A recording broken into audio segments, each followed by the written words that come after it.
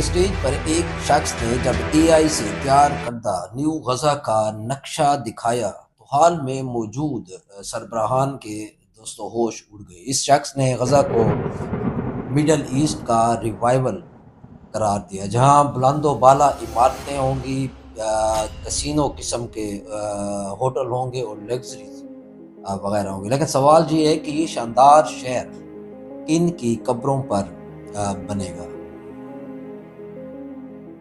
صدر ٹرمپ تاریخ کا مسخرہ حکمران ہے، لیکن وہ طاقت کا مرکز بھی ہے۔ ٹرمپ جو کر رہا ہے اس سے پہلے صدور بھی یہی کر رہے تھے، لیکن ان کا انداز تھوڑا ڈپلومیٹک تھا۔ سیاست میں ایسی ڈپلومیسی اصل میں منافقت ہوتی ہے، لہٰذا ٹرمپ کچھ بھی ہو سکتا ہے لیکن وہ کم از کم منافق نہیں ہو سکتا۔ اگر اس نے وینزویلا کے صدر کو اٹھا لیا تو دنیا کے سامنے، اور اگر اس نے کسی کی زمین مانگی یا قبضہ کیا تو دنیا کی آنکھوں میں آنکھیں ڈال کر ہی آئرلینڈ کا اپنا گرین لینڈ کا رشتہ مانگا تو وہ بھی سب کے سامنے، اور اسرائیل کی عزت لوٹنے سے بچائی تو وہ بھی دنیا کے سامنے، اور ایران کے عوام کی مدد کی بات کی تو وہ بھی سٹیج پر کھڑے ہو کر دنیا کے میڈیا کے سامنے۔ وہ ایک بدمست ہاتھی کی طرح ہی ہے جو اپنی تہذیب کو ننگا کرتا جا رہا ہے۔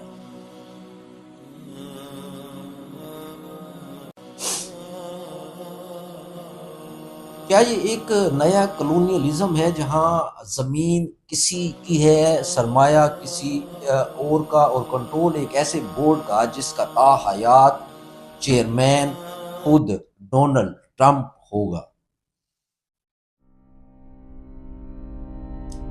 کیا آپ کو معلوم ہے کہ اس بورڈ آف پیس کے پیچھے جو ماسٹر مائنڈ ہے وہ کون ہے؟ اگر نہیں ہے تو وہ ہے جیرڈ کشنر، جو ڈونلڈ ٹرمپ کا داماد ہے اور ایوانکا ٹرمپ کا شوہر ہے۔ وہ خود ایک بہت بڑے ریل اسٹیٹ ٹائکون یعنی پراپرٹی ڈیولپر کا مالک ہے۔ ماضی میں یہی وہ شخص تھا جس نے ٹرمپ کے دور میں بہت سے ابراہیمی معاہدات، جنہیں ابراہمک ایکارڈ کہا جاتا ہے، وہ اسی نے کروائے تھے۔ وہ سیاستدان نہیں ہے بلکہ ایک ڈیل میکر آپ اسے کہہ سکتے ہیں۔ اسی ٹرمپ نے ڈیوس میں یہ اعتراف بھی وہ کرتا نظر آتا ہے کہ ہمیں اس کشنر کے دماغ کی ضرورت پڑتی ہے، اسے بلاؤ۔ ہم واقعی ایک ایسی کمپنی کا حصہ بن چکے ہیں جس کا مقصد صرف اور صرف منافع ہے، چاہے وہ فلسطین کی لہو سے ہی کیوں نہ کمایا جائے۔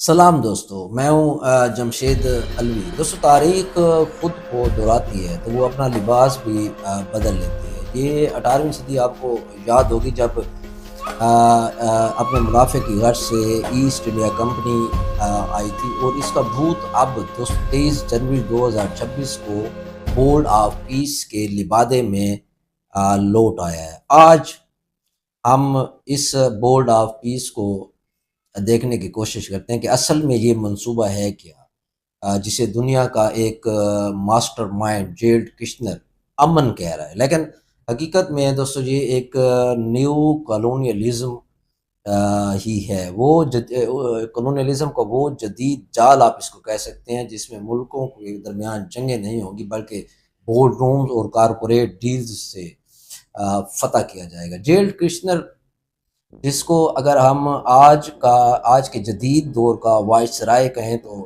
یہ شاید غلط نہیں ہوگا۔ یہ جیرڈ کشنر کوئی محض بزنس مین بھی نہیں ہے، وہ اس نو آبادیاتی نظام کا ایک چیف آرکیٹیکٹ ہے۔ کہانی کچھ یوں ہے کہ ڈیوس کے سٹیج پر کھڑے ہو کر جب اس نے غزہ کا نقشہ دکھایا، کوئی بھی جو انسانی ہمدردی بلکہ وہ نہیں دکھا رہا تھا، اس نے ثابت کر دیا کہ نیو کلونیلزم میں آپ کو زمین پر قبضے کرنے کے لیے اپنی فوج بھیجنے کی ضرورت نہیں ہوگی، بلکہ آپ کو صرف زمین کی تعمیر نو کا بس ٹھیکہ لینا ہے، وہاں کے وسائل پر آپ نے کنٹرول جمانا ہے، اور وہاں کی جو مقامی آبادی ہے اس کو معاشی خوشحالی کے خواب دکھا کر ان کی جو آزادی ہے اس کو آپ نے سلب جو ہے وہ کر لیں۔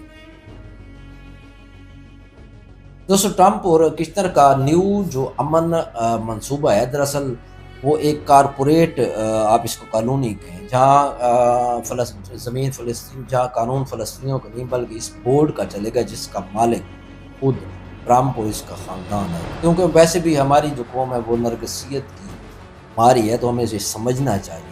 دوستو ٹرمپ اور کشنر اس بورڈ کے مستقبل کے ممبرشپ کے لیے انہوں نے $1 ارب کی رسید بھی مانگی، یعنی جو ملک بھی اس میں شریک ہوگا جو اس کا ممبرشپ لے گا اس کو $1 ارب کی فیس بھی ادا کرنی ہوگی۔ دوستو یہ نیو کالونیلزم کی ایک بدترین شکل ہے۔ اس کا مطلب یہ ہے کہ اب جو فیصلے ہیں وہ پیسے کی بنیاد پر ہوں گے۔ غریب ملک اس بورڈ میں صرف مزدور یا پہرے دار یا چوکی دار یا کرائے کے قاتل ہی بن کر دوستو رہ سکتے ہیں۔ ٹرمپ اور کشنر نے عالمی سیاست کی ایک ایسی پرائیویٹ لمیٹڈ کمپنی اس کو ایک بنا دیا جہاں فیصلے حقائق پر نہیں بلکہ حصص یا جس کو ہم شیئرز کہتے ہیں اسی کی بنیاد پر ہی کیے جائیں گے۔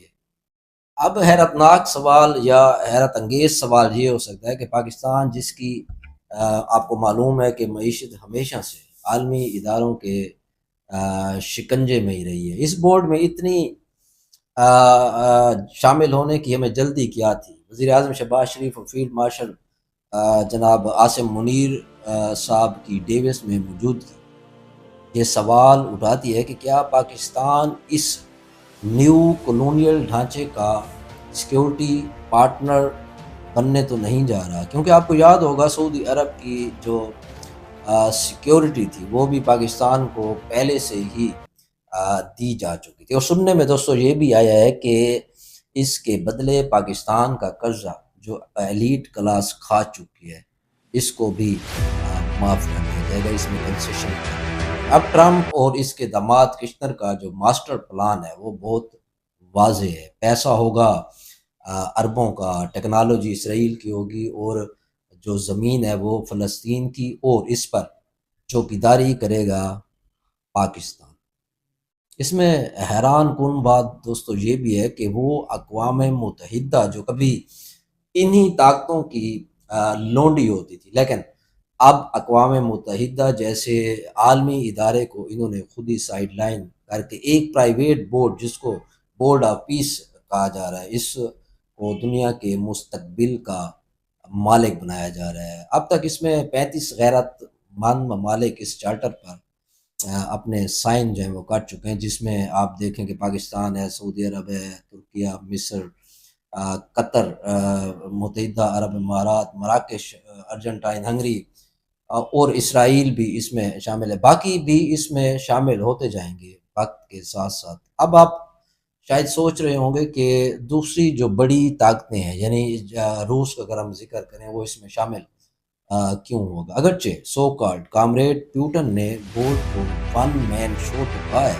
اور فلسطینی عوام کے ساتھ انہوں نے اظہار ہمدردی بھی دکھائی ہے، لیکن سرمایہ دار ملک روس کا کردار بھی اس خطے میں سامراجی رہا ہے، اور سامراجیت کے درمیان دوستو قبضے کی جنگ جو ہے وہ ناگزیر ہے، اور یہ بورڈ آف پیس نہیں ہے بلکہ نیو کولونیلزم ہے۔ تو روس کو بھی دوستو اس میں اپنا حصہ تو چاہیے ہوگا۔ روس یا سو کالڈ کامریڈ پیوٹن جیسی بڑی طاقتیں بھی اس نو آبادیاتی نظام میں جلد بدیر شامل ہو جائیں۔ دوسری طرف اگر ہم انڈیا کی مودی سرکار کو دیکھیں جنہوں نے دستخط کرنے سے انکار کر دیا، شاید وہ بھانپ گئے ہیں کہ کس طرح کا یہ جال جو ہے وہ کتنا گہرا ہو سکتا ہے۔ انڈیا کا دوستو پیچھے ہٹنا اس بات کی علامت ہے کہ یہ بورڈ امن کے لیے نہیں بلکہ امریکی اثر رسوخ کو ایک نئی اور خطرناک شکل دینے کے لیے ہی